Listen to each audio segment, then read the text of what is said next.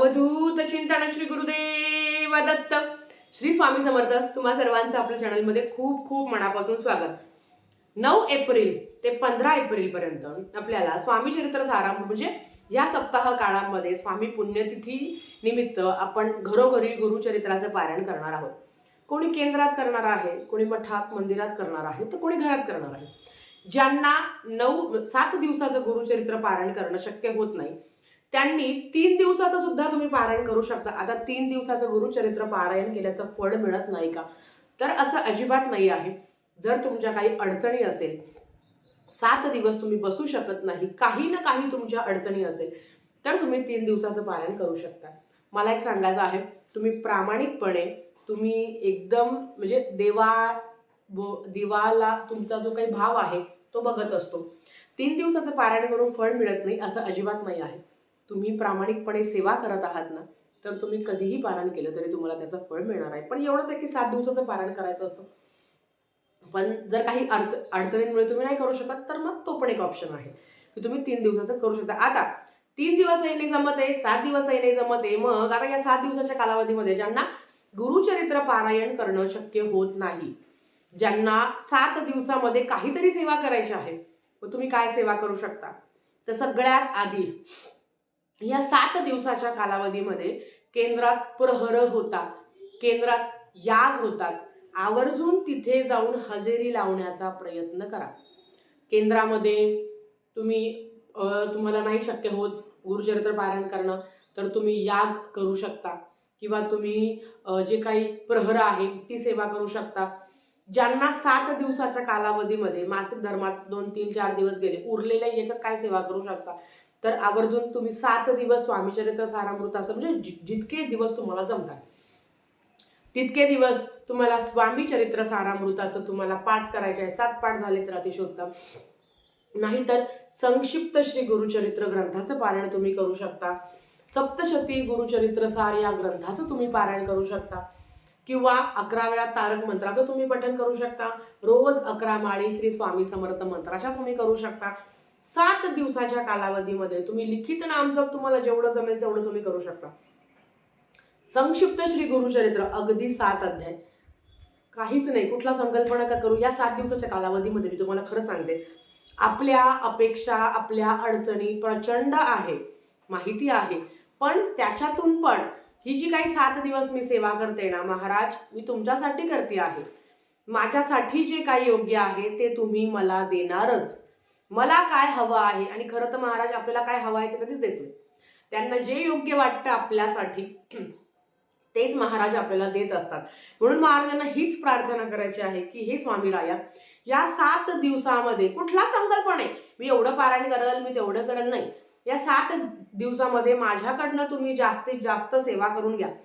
स्वामी पुण्यतिथी ही 15 तारखेला असणार आहे आणि 7 दिवस हे गुरुतत्व आहे, हे ह्या पृथ्वी तलावावर जागृत झालेलं असतं आणि तेच आपल्यापर्यंत आकृष्ट व्हावं, आपल्यापर्यंत फुल ना फुल अशी पाकळी, आपण काहीतरी सेवा करावी. काहीच होत नाही आपल्याकडनं, ताई खूप सेवा करू वाटते. आणि मला माहिती आहे की 90% बायका गुरुचरित्र पारायण करणार आहे, कोणी 3 दिवसाचं, कोणी 7 दिवसाचं. पण मी तुम्हाला सांगते अगेन की हेही करणं शक्य होत नाही. मासिक धर्म हा खूप मोठा कारण आहे किंवा मुलांचे पेपर आहे, कुठेतरी बाहेरगावी जायचं आहे, तर तुम्ही संक्षिप्त श्री गुरुचरित्र ग्रंथ पठण करू शकता. खूप सुंदर, खूप, आणि 7च अध्यायचं आहे, पण तेवढंच प्रभावी आहे. वाटेल तेव्हा आपण म्हणत असतो ना की गुरुचरित्र पारायण करायचं आहे ताई, पण करू शकत नाही, काही अडचणी आहे, तर तुम्ही या ग्रंथाचं पठण करू शकता. आता माझ्या पण काही अडचणींमुळे सगळं महाराजांवर आहे, काय ते करता सगळं तेच आहे. तर गुरुचरित्र पारायण समजा नाही शक्य झालं तर मी सुद्धा संक्षिप्त श्री गुरुचरित्र ग्रंथ पठण करणार आहे. कारण अगेन सांगते की आपल्या ज्या अडचणी आहेत दर महिन्याच्या, तर त्या अशा असतात की आपण इच्छा असून पण पारायण करू शकत नाही. मग कदाचित काहीच नाही करण्यापेक्षा मग स्वामीचरित्र सारामृताचं एक पारायण होईल, त्याच्यामध्ये संक्षिप्त श्री गुरुचरित्राचं पारायण होईल. काय होतं ना, आपण रोज नित्य सेवा करत असतो. बऱ्याच महिलांचे 108 स्वामीचरित्र सारामृताचं पारायण चालू आहे, तर तुमचं ते चालू आहे तर तुम्हाला नव्याने सेवा करायची गरजच नाही, कारण तीच एवढी सुंदर सेवा तुमच्याकडनं घडते. मग जर आपण नव्याने काहीतरी करायचं आहे मला, की चल स्वामीचरित्र सारामृताचं पारायण चालू आहे, पण या 7 दिवसामध्ये जर मी रोज एक एक संक्षिप्त श्री गुरुचरित्र ग्रंथाचे एक अध्याय पठण करू शकता, रोज तारक मंत्र 7 दिवस मी 11 वेळा पठण करू शकते, अखंड नामजप मी करू शकते, याला कुठलं बंधन नाहीये किंवा काय कुठलं संकल्पनाही नाही करायचं मला काही. या 7 दिवसामध्ये जे काही गुरुतत्व आहे, हे गुरुबळ आहे, ते माझ्यापर्यंत आकृष्ट व्हावं आणि माझा सेवेचा बँक बॅलन्स वाढवावा, म्हणून मला या 7 दिवसाच्या कालावधीमध्ये सेवा करायची आहे, 9 ते 15 एप्रिल. आणि काय असतं ना, तुम्हाला सांगते, जेव्हा आपण सेवा करतो ना, थोडेफार बंधनं असतात. म्हणजे आता समजा संक्षिप्त श्री गुरुचरित्र ग्रंथाचं पठण करायचं आहे, तर अर्थात आपण मांसाहार नाही करणार, आपण ब्रह्मचर्याचं पालन करू 7 दिवस. किंवा ताई, आता बऱ्याच अशाही कमेंट येतात की ताई 7 दिवस ब्रह्मचर्याचं पालन नाही करू शकत आम्ही, मग अशा वेळेस काय करावं? तर बघा, संक्षिप्त श्री गुरुचरित्र ग्रंथ संकल्पयुक्त करा नका करू, मी सांगेल ब्रह्मचर्याचं पालन करा. अगदी 7 दिवसात जर तुम्ही एक पारायण करणार असेल, कुठल्या पण दिवशी मला एकच पारायण करायचं आहे, मग तुम्ही त्याच दिवशी ब्रह्मचर्याचं पालन तुम्ही करू नका, बाकी सगळी तुमची इच्छा. जे काही नियम अटी आहे बारीक बारीक बारीक ते थोडेसे पाळावे. पण तुम्हाला एक सांगते ना, एक तर 6 महिन्यातून हा सप्ताह आहे, त्याच्यामध्ये जे काही प्रहर आहे, याग आहे, मला सांगा, चंडी याग केंद्रात होतो. चंडी याग आपल्याला आपल्या वास्तूमध्ये करायचं असतं. प्रत्येकाचं स्वप्न असतं, इच्छा असते की माझ्या घरात मला नवचंडी करायची आहे. वेळेचा अभाव आणि लागणारा पैसा, या 2 कारणामुळे आपण चंडी याग घरात करत नाही, नवचंडी आपण घरात करत नाही. कारण आज नवचंडी जरी करायची म्हटली तरी 50-60 हजार रुपये लागतात. पण ह्या सप्ताहाच्या काळामध्ये आपण केंद्रात जाऊन जर नवचंडी, जो चंडी याग आहे, त्याला आपण हजेरी लावली तर आपल्याला चंडी याग केल्याचं फळ आपल्याला मिळतं. म्हणजे इतकी सुंदर सेवा आहे, जी विनामूल्य आहे. काहीच कुठे जायचं नाही, जवळपास केंद्र असेल तर जाऊन हजेरी लावा. आणि मला माहिती आहे की आपण नाही कुठले याग काय घेत, तर स्वामी याग आणि चंडी यागाला हजेरी लावतोच. आता सगळं ते महाराजांच्या हातात आहे, कोणाकडनं किती करून घ्यावं, माझी सुद्धा तेवढीच इच्छा आहे. पण अर्थात करता करविता तूच एक स्वामीनाथा, तुम्ही आणि मी फक्त निमित्त मात्र आहोत. तर मैत्रिणींनो, खरं सांगते, ह्या 7 दिवसाच्या कालावधीमध्ये जास्तीत जास्त सेवा करण्याचा प्रयत्न करा. कारण आपण काय करतो ना, एक तर रोज नित्यसेवा होते, ती एवढीच वाढते. पण या 7 दिवसाच्या कालावधीमध्ये एवढी सेवा करायचं आपल्याला भाग्य मिळत असतं. आणि जीवाचे हाल होतात, धावपळ होते, जा ये होतं. पण ती सेवा करून जो आनंद मिळतो ना, तो गगनात मावत नाही. की आज माझ्याकडनं चंडी यागाची सेवा झाली, किती तो आनंद असतो महिलांना. जे कोणी याग करता, प्रहर करतात, त्यांना माहिती असतं. तर याग आणि प्रहर याबद्दल जर माहिती हवी असेल तर नक्कीच मला सांगा, मी तुम्हाला इन डिटेल माहिती देईन. पण स्वामी याग झाला, रुद्र याग झाला, मल्हारी याग झाला, मल्हारी सप्तशती कोण वाचतं? दर रविवारी घरातील पुरुषांनी ते सेवा करायची असते. कोण करतं? कोणीही करत नाही. रोज 2-2 अध्याय करायचे असतात, कोण करतं नाही. आपलं फक्त एक असतं की दुर्गा सप्तशती आईची सेवा करतो, बापाची सेवा राहून जाते. हे तसंच आहे.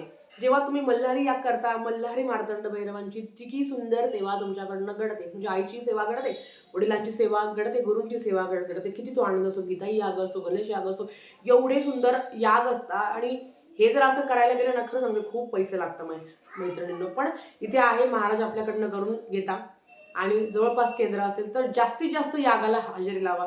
मल्हारी याग, रुद्र याग, चंडी याग, स्वामी याग, गीताई याग, गणेश याग, एवढे याग असतात. तुम्हाला जसं जमेल त्या पद्धतीने तुम्ही करण्याचा प्रयत्न करा. आणि ज्या तुम्ही घरात सेवा करू शकता त्या आवर्जून करण्याचा प्रयत्न करा. गुरुचरित्र पारायण नाही शक्य होत, सप्तशती गुरुचरित्र सार किंवा संक्षिप्त श्री गुरुचरित्र ग्रंथाचं आवर्जून पठण करा. स्वामी चरित्र सारामृताचे एक पाठ दिवसभर जसं जमेल तसं. महाराज तोडकी मोडकी सेवा तुमच्या चरणीली. दत्त भक्तांसाठी, दत्त महाराजांच्या सेवेसाठी एकदम परफेक्ट असावं लागतं. स्वामी सेवेसाठी तुम्ही जसे आहात, जिथे आहात तिथे महाराज आपल्याला खरं तर स्वीकारता. म्हणजे काय सांगते मी तुम्हाला, जेव्हा आपण गुरुचरित्र पारायण करत असतो तेव्हा नियम अटी असतात. नियम अटी आपल्याला ते पाळावेच लागतात. भले म्हणतो 2 नियम 4 नियम, पण ते नियम असतातच, त्याचं पालन करावंच लागतं आपल्याला. स्वामी चरित्र सारामृताला ब्रह्मचर्य पालन करायची गरज नाही. पण खरं सांगू का, मी तुम्हाला सांगते, हे 7 दिवस ना दत्ततत्व, गुरुतत्व खूप जास्त प्रमाणात जागृत झालेलं असतं. आणि कितीतरी असंख्य सामूहिक पारायण केंद्रात, मठात, मंदिरात, घरात केले जातात. तर आपण पण थोडंसं सात्विकता पाळण्याचा प्रयत्न करा. या 7 दिवसाच्या कालावधीमध्ये घरात मांसाहार होणार नाही याची काळजी घ्यावी. घरात थोडंसं ब्रह्मचर्याचं पालन नाही, म्हणजे ब्रह्मचर्याचं पालन होईल अशी काळजी घ्यावी. बाकी सगळं तुमच्या हातात आहे. आपण शेवटी घरात भांडणं होत आहे, गुरुचरित्र पारायण केलं, आता पहाटे मी वाचायला बसली, मग बाकीच्यांनी झोपा काढायचा असं काही नाही. त्यांना झोपू द्या ना.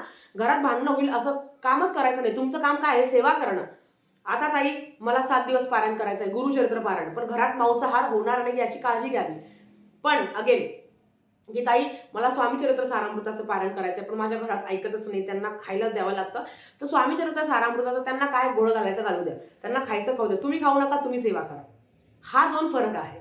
म्हणून सांगते की महाराजांकडे जायला तू जसा आहे, जिथे आहे तिथे तू माझ्यापर्यंत आहे. महाराज आपल्याला स्वीकारतात. दत्तसेवा करताना थोडंसं नियम अटी असतात, नियमबद्ध माणूस असावं आणि ते एक शिस्त असते. दत्त महाराजांची एक ती शिस्त आहे. तसं महाराजांचे बाबा तू जसा आहे तू माझ्यापर्यंत ये, मी तुला स्वीकारतो, असं आहे ते. असू द्या. बघा आता कोण कोण काय काय सेवा करणार आहे नक्की मला कमेंट करून सांगा. आपण सगळ्यांनी मिळून महाराजांची सेवा करूया आणि त्यांच्या चरणी ही सेवा लीन करूया. कारण जेव्हाही अडचण येते तेव्हा महाराज आठवतात आणि कुठेतरी श्रद्धा विश्वास खूप महत्त्वाचा असतो आणि तेच महाराजांना जास्त प्रिय असतं. तर आजच्यासाठी फक्त इतकंच झालेली सेवा स्वामींच्या चरणी मी रुजू करते आणि आजचा व्हिडिओ इथेच थांबवते. आवडला तर लाईक शेअर सबस्क्राईब करा. भेटूया परत अशाच एक नवीन व्हिडिओसोबत. तोपर्यंत श्री स्वामी समर्थ.